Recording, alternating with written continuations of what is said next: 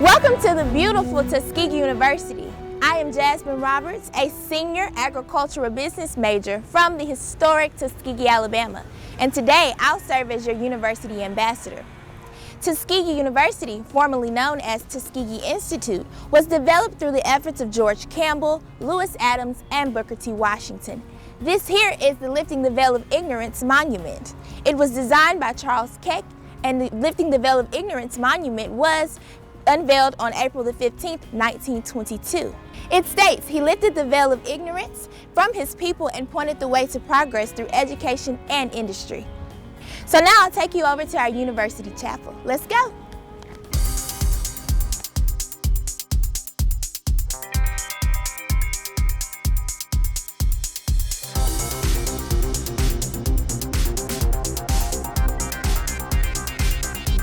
Here we have our university chapel. The original chapel was burned down in 1957 and had approximately 1.2 million bricks. The second chapel was reconstructed in 1969. So let's go inside and see. Here we have the deans of our chapel in chronological order, all the way down to our current dean, Dean Gregory Stephen Gray. Over here we have the wives of our presidents, all the way down to our current wife, Ms. Shamika B. Johnson. So now I'll take you all over to our singing windows in the chapel.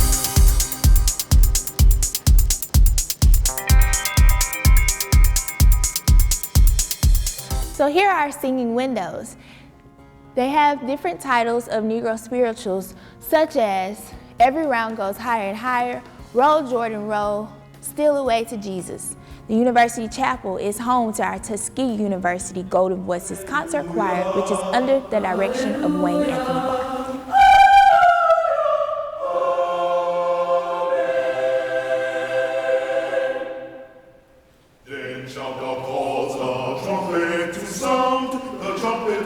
Our chapel is utilized for Sunday services as well as convocations.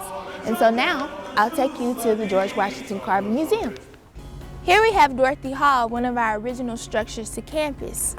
It is now known as the Kellogg Hotel and Conference Center.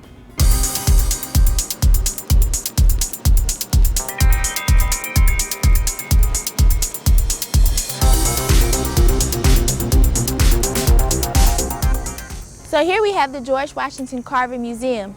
Dr. George Washington Carver was a scientist who was mostly known for his work with peanuts as well as sweet potatoes. This museum is a National Historic Site as well as the Tuskegee University campus, which is one of the only universities to be labeled as a National Historic Site by the National Park Service. The George Washington Carver Museum was constructed in 1938.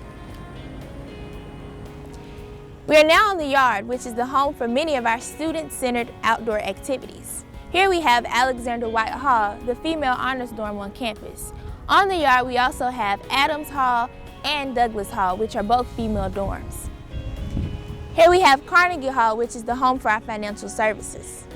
And here is Tompkins Hall. This is our cafeteria, as well as additional dining services. We also have the police department, the student union, the game room, and the ballroom. Tompkins Hall was remodeled in 2011, and the original cafeteria was built in 1907. Now we will head on over to Margaret Murray Washington Hall.